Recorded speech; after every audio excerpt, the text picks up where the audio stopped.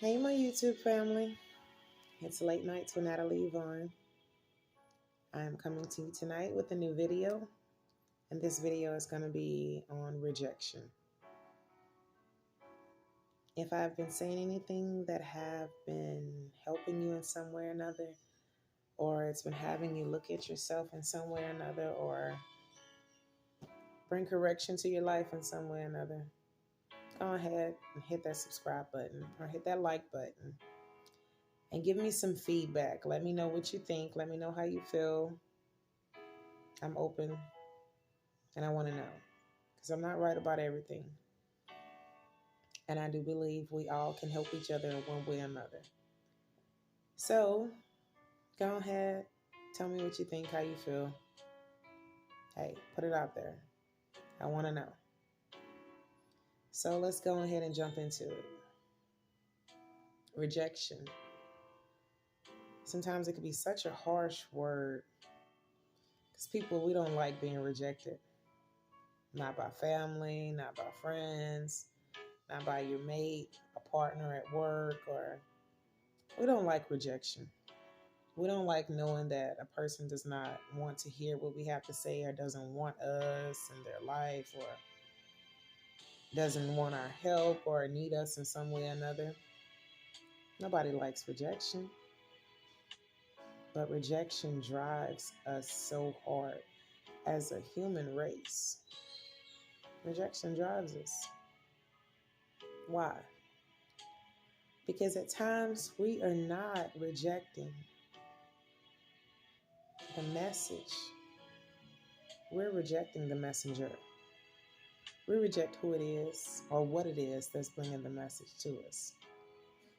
It could be something in our lives that needs to be adjusted.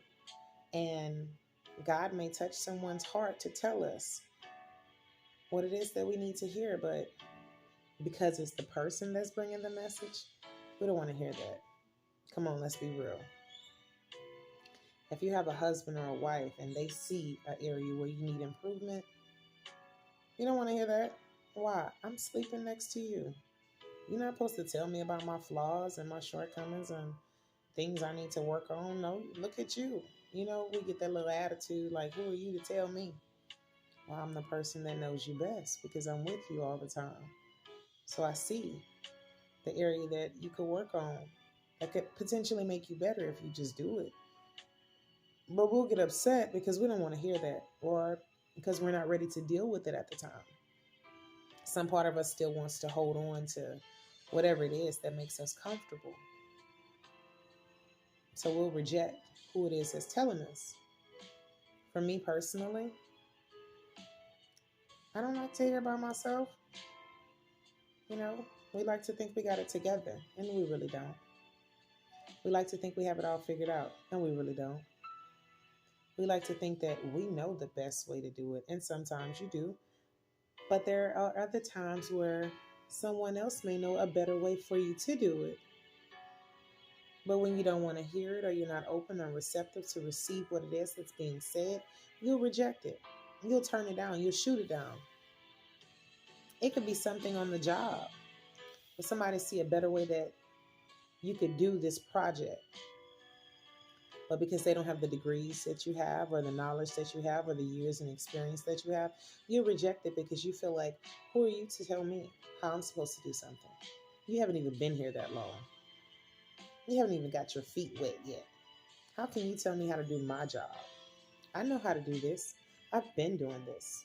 I have education and degrees for this. So what we do? We shoot it down because we don't really want to hear that. When it could be the best thing for us to do. It could be the best thing.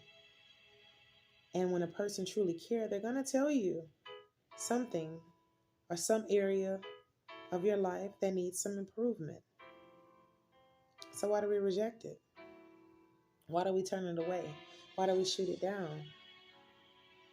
Because it's a level of maturity that has to take place within us that we have to say, okay, they know what to do. They know how to do it. Let me listen to them. Of course, they wouldn't just tell me something just to run off at the mouth. No, they're telling you something to help you. But a lot of times we don't want help. We just say we want help, but we don't really want help. Because when you really want help, you'll listen to someone. You'll humble yourself enough to receive what someone is telling you. If it's a wife, if it's a husband, if it's a family member, if it's a church member, if it's a co-worker, you'll humble yourself enough to receive what it is they're saying. Why? Because they're trying to help you. And a lot of times in life, we don't even know we need help when we do need help. You know what I'm saying? We don't have it all together, but we just think we got it together. If we all had it together, if we all had it all together and we were all perfect, then I wouldn't be on here. Then it wouldn't be no need for God because we would be perfect. And everything we do would be just like God, but we're not. You know why? A lot of times we don't like rejection because we form a picture in our head of what we expect a person to be or a person to say, or we put something in our head that we expect a certain person to feel or a certain way for them to respond. And they don't always respond the way that you think they're going to respond. They don't always agree with you. They don't always think the same way that you think. Well, none of us thinks alike. I mean, we're all different in some way or another. But it's that fake picture we put in our head and thinking that, well, this is supposed to go this way, or this is supposed to go that way, or this was supposed to happen like this, or this was supposed to happen like that. And why didn't this happen? Why did I lose my job? Because you thought that you could just continue to keep doing what you wanted to do when you wanted to do it, and there would be no consequences. There are consequences to your actions. You can't just show up late to work every day and expect favor and grace to carry you the whole way. No, you have to do your part. Show up to the people job on time. Show up early. Show them that you're committed and you want it. You know what I'm saying?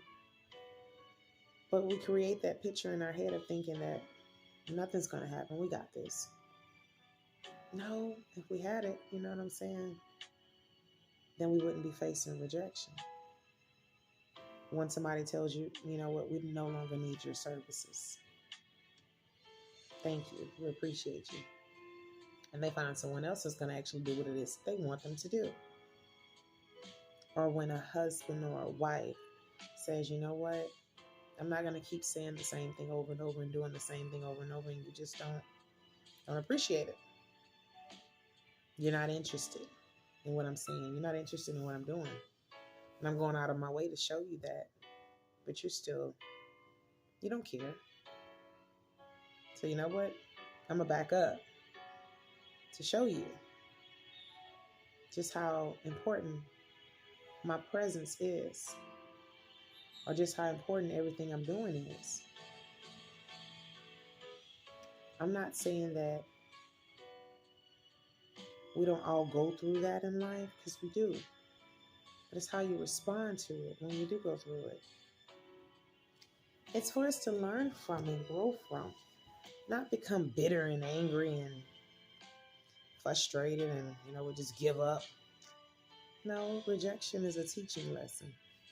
Rejection is a way to say, hey, there's some area of my life that needs improvement and I have to work on that. There's some area inside of me that needs to grow up and mature to a certain place, or mature to a certain level that says, okay, if that's what you're telling me, that's what I need to work on. Maybe it's something I didn't hear before because I was shut down to what you were telling me or what you were saying. So I wasn't receptive then, but I'm receptive now. No matter what, you have to know that when people tell you something, and don't get me wrong, some people tell you things just to hurt your feelings or just to piss you off or just to get on your nerves or just to aggravate you or whatever. But if you listen closely, sometimes people wait for the right opportunity just to tell you what it is they really thinking and how they really feel. I'm a candidate for that. I would use liquid courage. I would drink alcohol. And then when I get full, let's just go ahead and be real, I come out and say all the things that I wanted to say sober, but I didn't say it sober. I had to wait till I was feeling real good and come out and say what it is that was really on my mind that I had been holding in. Why? Because I felt like I got the opportunity to. And I'm going to use alcohol as an excuse to say what it is I really been wanting to say. When it's not really the alcohol, it was what was in me. And I just needed something to push me over the edge to do that. Why? Because that's what us as a human race sometimes do. We use things or people or vices to say or do what it is we really want to do. When we don't have to. We can just authentically be real and say what it is you're thinking, say what it is you're feeling. If the person rejects it, hey, you know what?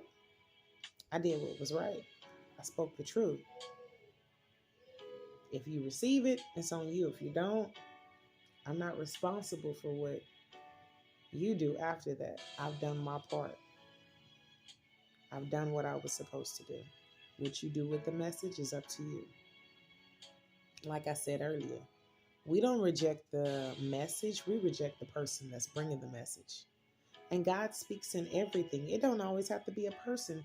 You could be driving and a song come on and God speaks to you through a song.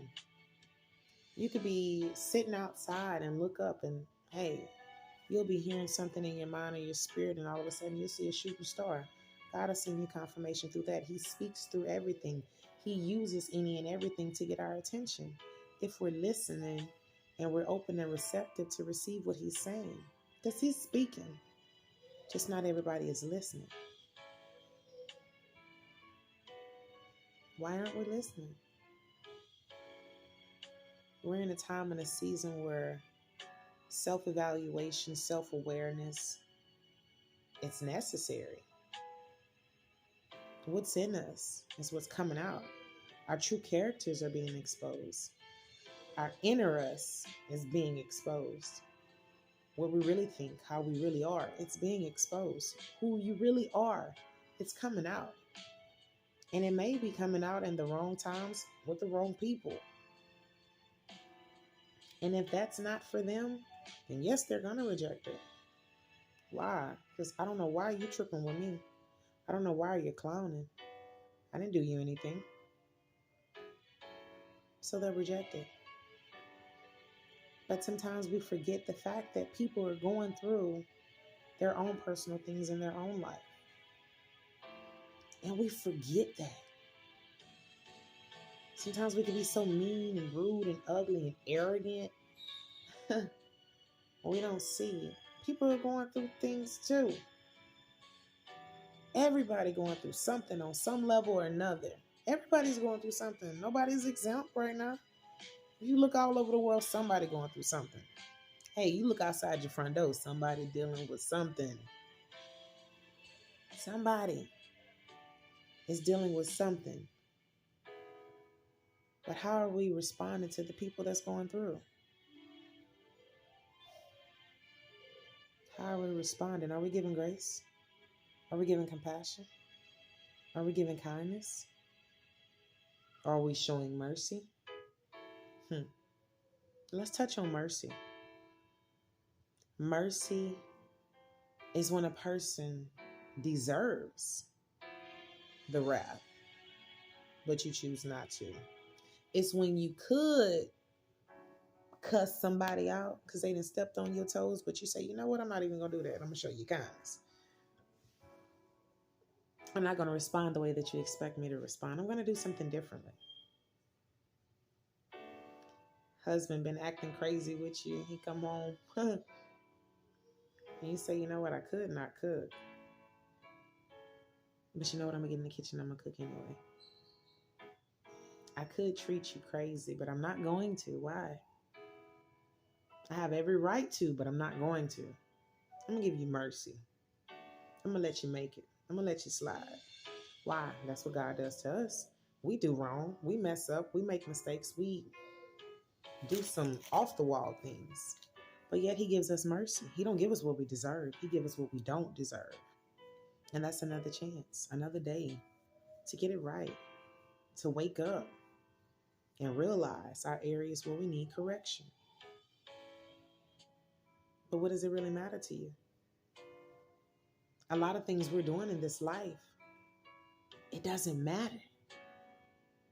We're fixing ourselves up, getting our bodies right, getting a bag and all this other stuff, trying to please people, trying to keep up with the Joneses, trying to keep up with people on TV, trying to keep up with people on the World Wide Web. We doing a lot. For what? What does it matter? What are you doing? Why are you doing it? Ask yourself that. Does it have a purpose in what you're doing? Are you moving with a purpose? Or are you just moving? You can get your body right, have everything in place, and dude still don't want you. You can become everything that he wants you to become, and he still don't want you. What does it matter? You can go to work all day, come home, cook, clean, buy her flowers, massage her feet, tell her she's the most beautiful thing on the planet, and she's still looking at the dude next door. What does it matter? You doing all these different things. You can go to church every day, serving on every board, doing all these wonderful things, want to be seen. You want every program, everything they got going on. You a part of all that. What does it matter? Are you on your purpose? Are you doing that for a purpose? Are you doing that just to be seen? Because we all want validation. We all want to know that we're heard. We all want to know that somebody is listening. We all want to know that somebody sees us. We all want to know that, hey, do you appreciate what I'm doing? Do you see what I'm doing? Can you see me? Or do you hear me? Getting our bodies right, taking pictures on, you know what I'm saying? Putting it all out there. Ain't even much left up to imagination no more. In today's society, everything is just all exposed. All out there. Imagine what? I ain't got to imagine. It's right there in my face. Male and female. Everything. But we're doing all these different things for people and other stuff that doesn't matter. Ask me, say, Natalie, what matters? What matters is what's right there in your circle. What matters is what truly loves you. What matters is those kids that's right there in your home, that's hungry for your attention, that's hungry for your teaching, that's hungry for your time, that's crying out for you to see them. They're not just going to school acting up for no reason. They're acting up because they want some attention. Your husband that's doing all these things just to show you that he cares for you. Yet, you spend more time on your phone than you do in a conversation with him. Your wife that's going above and beyond, working, tending to the children, making sure you're good, taking care of the house, taking care of the business. But you don't even see her. You don't even see everything she's doing. All you see is you and what you want. And the internet. And we compare other people's situations to our own. And it's not even a comparison. We compare other people to what we actually have. And that is just a fake illusion of what these people really dealing with on social media. You don't know what's really going on inside their home. You don't know what's really going on inside their families. That's an assumption of what you think is going on. But what's real and what's right there in front of you, you'll neglect and overlook and give your time and attention to what matters to you, when what really matters is what's right there in front of you. Come on now. Your family matters. Your children matter.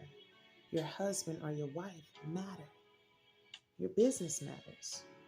Your peace, your joy, your happiness, your sanctity, all that matters. What's in your circle, what's really with you, that matters.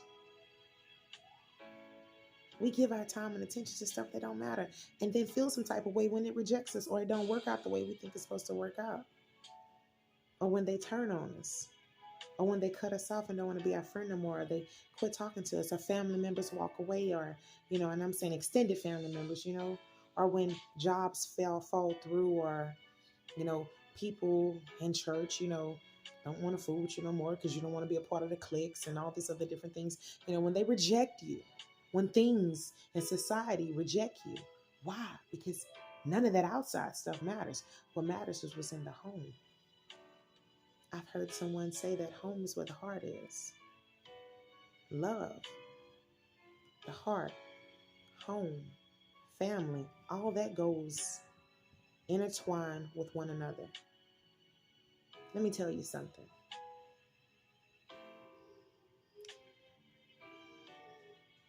If your absence out of their life don't hurt them, then your presence never meant anything to them. If they can be absent from you and it doesn't affect them in some way or another, or it doesn't hurt them to not be in your presence, then that means when they were in your presence, that really wasn't important to them. Because a person cannot be away from you that long or be away from you, period, and it doesn't affect them in their heart and it doesn't hurt them. Something hurt inside of them to be away from their family or friends or home or husband or wife. Something would hurt. It would impact you in such a way. And if they're not hurting or affected by you not being in their life, then that means it didn't when they were there. It didn't affect them. You weren't really that important. That means you were giving over your time and attention and your love and your energy to something that did not matter. At the same time, neglecting what does. Come on. Come on. Stop giving your energy and your time and your effort to things that do not matter. And then feel some type of way when it rejects you. When what does matter, you can't even see that. You can't even hear that. Because your time, your attention, your eyes, and your ears are in other places. Not where it should be. Home. On your children. On giving them, or giving your husband, or giving your wife, and your family that good energy, that positive energy. We drain ourselves so much giving outside influences and outside things, our time, effort, and energy. And then when you come home, you ain't got nothing to give to those that mean something to you or supposed to mean something to you. Why? Not everybody that says they need you really need you. It's one thing when a person say they need you because you're their ride to work. It's one thing when a person says that they need you when you're their ride to work. It's another thing when a person say they need you because they ride to work with you, but you're also their friend and they enjoy your company. That's a different type of need. You're just not accessible to them where you're helping them in one way or another, but they actually value your presence. They value you. They value your company. They value your conversation. But some people just need you because they want to use you and occupy your time. You're only as good to them as what you can do for them. You're only as good to them as what you can do for them. If you can't do nothing for them, they don't need you. But there are other people that really truly love and care for you, and they see you for who you are, and they need you, and they enjoy you. So don't feel some type of way when you're being rejected by people who don't really need you. Don't feel some type of way when you're telling someone truth and they don't want to hear it, because they're not rejecting you. I mean, they're not rejecting the message. They're just rejecting you because it's you that's bringing it. It's time to realign our thoughts. It's time to realign our hearts. It's time to realign our mindsets. It's time to realign us. Self-awareness. Self-awareness. Rejection is not a bad thing. Rejection is a good thing if it gets you back in line with where you're supposed to be. Don't look at it as in a bad. Look at it as in good. Look at it as in good. And learn to give people mercy. Learn to give people grace. Learn to give people compassion. And understand where they're coming from. Hear them. Listen to them. Understand them. So again, this is Late Nights with Natalie Yvonne. If I've said anything that could have helped you or inspired you or encouraged you in some way or another, hit that subscribe button. Give me your feedback. And remember that we're stronger together. We're stronger together. And don't take rejection as in it's the end of the road. Take it as in it's an area to bring about correction in your life. And just like I'm talking to y'all, I'm talking to myself. Because I'm not all the way there. I'm still working on me. But I love y'all. And I hope y'all have a good night. Later.